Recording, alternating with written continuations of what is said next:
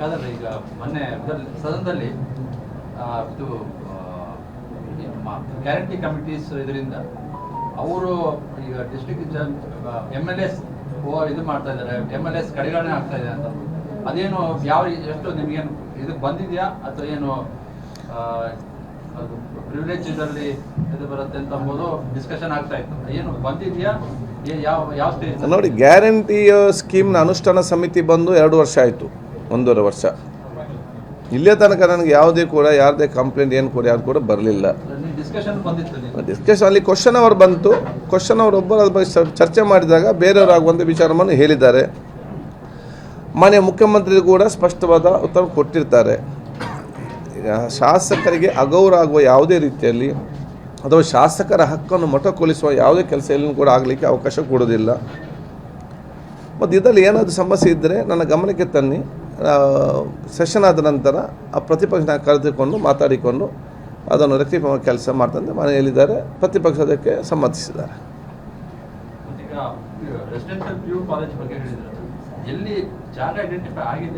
ಇಲ್ಲ, ನಾನು ಹೇಳಿದ್ದೇನೆ, ಬೇರೆ ಬೇರೆ ಕಡೆಗಳಲ್ಲಿ ನಮಗೆ ಎಲ್ಲಿ ಉತ್ತಮವಾದ ಸ್ಥಳದ ಅವಕಾಶ ಇದೆ ಅಲ್ಲಿ ಅದನ್ನು ಮಾಡ್ತೇವೆ.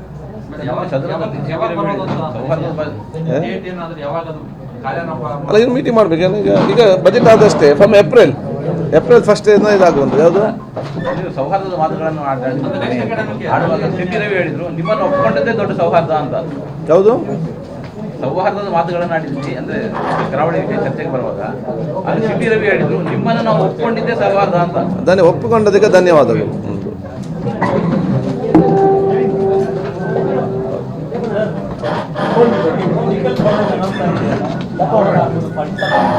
ಹೌದು, ಈಗ ಮೊನ್ನೆ ಸದನದಲ್ಲಿ ಇದು ಗ್ಯಾರಂಟಿ ಕಮಿಟೀಸ್ ಇದರಿಂದ ಅವರು ಈಗ ಡಿಸ್ಟ್ರಿಕ್ಟ್ MLS ಇದು ಮಾಡ್ತಾ ಇದ್ದಾರೆ, MLS ಕಡೆಗಣನೆ ಆಗ್ತಾ ಇದೆ ಅಂತ. ಅದೇನು ಯಾವ ಎಷ್ಟು ನಿಮ್ಗೇನು ಇದು ಬಂದಿದೆಯಾ ಅಥವಾ ಏನು ಪ್ರಿವಿಲೇಜ್ ಇದರಲ್ಲಿ ಇದು ಬರುತ್ತೆ ಅಂತ ಅಂಬೋದು ಡಿಸ್ಕಷನ್ ಆಗ್ತಾ ಇತ್ತು. ಏನು ಬಂದಿದೆಯಾ, ಯಾವ ಸ್ಟೇಜ್? ನೋಡಿ, ಗ್ಯಾರಂಟಿ ಸ್ಕೀಮ್ನ ಅನುಷ್ಠಾನ ಸಮಿತಿ ಬಂದು 2 ವರ್ಷ ಆಯಿತು, 1.5 ವರ್ಷ. ಇಲ್ಲೇ ತನಕ ನನಗೆ ಯಾರದೇ ಕಂಪ್ಲೇಂಟ್ ಏನು ಕೂಡ ಯಾರು ಕೂಡ ಬರಲಿಲ್ಲ. ಡಿಸ್ಕಷನ್ ಅಲ್ಲಿ ಕ್ವಶನ್ ಅವರು ಬಂತು. ಕ್ವಶನ್ ಅವರು ಒಬ್ಬರು ಅದ್ರ ಬಗ್ಗೆ ಚರ್ಚೆ ಮಾಡಿದಾಗ ಬೇರೆಯವರು ಆಗುವಂಥ ವಿಚಾರವನ್ನು ಹೇಳಿದ್ದಾರೆ. ಮಾನ್ಯ ಮುಖ್ಯಮಂತ್ರಿ ಕೂಡ ಸ್ಪಷ್ಟವಾದ ಉತ್ತರ ಕೊಟ್ಟಿರ್ತಾರೆ.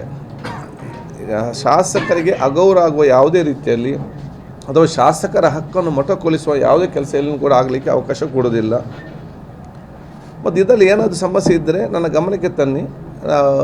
ಸೆಷನ್ ಆದ ನಂತರ ಆ ಪ್ರತಿಪಕ್ಷನ ಕರೆದುಕೊಂಡು ಮಾತಾಡಿಕೊಂಡು ಅದನ್ನು ರೆಕ್ಟಿಫೈ ಮಾಡೋ ಕೆಲಸ ಮಾಡ್ತಂತೆ ಮನೆ ಹೇಳಿದ್ದಾರೆ. ಪ್ರತಿಪಕ್ಷ ಅದಕ್ಕೆ ಸಮ್ಮತಿಸಿದ್ದಾರೆ.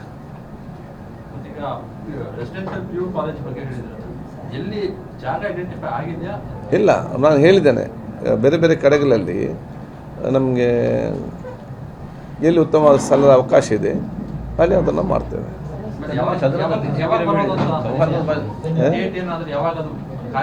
ಅಲ್ಲ, ಇನ್ನು ಮೀಟಿಂಗ್ ಮಾಡಬೇಕು. ಈಗ ಬಜೆಟ್ ಆದಷ್ಟೇ ಫ್ರಮ್ ಏಪ್ರಿಲ್ 1st ಇದಾಗುವಂಥದ್ದು ಯಾವುದು ಸೌಹಾರ್ದದ ಮಾತುಗಳನ್ನು ಆಡುವಾಗ ಸಿಟಿ ರವಿ ಹೇಳಿದ್ರು, ನಿಮ್ಮನ್ನು ಒಪ್ಪಿಕೊಂಡದ್ದೇ ದೊಡ್ಡ ಸೌಹಾರ್ದ ಅಂತ. ಯಾವುದು ಸೌಹಾರ್ದದ ಮಾತುಗಳನ್ನು ಆಡಿದ್ವಿ ಅಂದ್ರೆ ಕರಾವಳಿ ಚರ್ಚೆಗೆ ಬರುವಾಗ ಅಲ್ಲಿ ಸಿಟಿ ರವಿ ಹೇಳಿದ್ರು, ನಿಮ್ಮನ್ನು ನಾವು ಒಪ್ಪಿಕೊಂಡಿದ್ದೇ ಸೌಹಾರ್ದ ಅಂತ. ಅದನ್ನೇ ಒಪ್ಪಿಕೊಂಡದಕ್ಕೆ ಧನ್ಯವಾದಗಳು.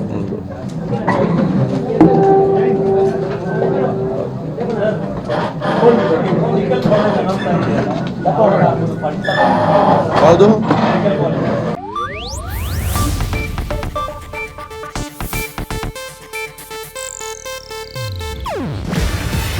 ಇದು ಏಷ್ಯಾನೆಟ್ ನ್ಯೂಸ್ ನೆಟ್ವರ್ಕ್ ಪ್ರಸ್ತುತಿ. ನೀವು ನೋಡ್ತಿದ್ದೀರಾ ಏಷ್ಯಾನೆಟ್ ಸುವರ್ಣ ನ್ಯೂಸ್.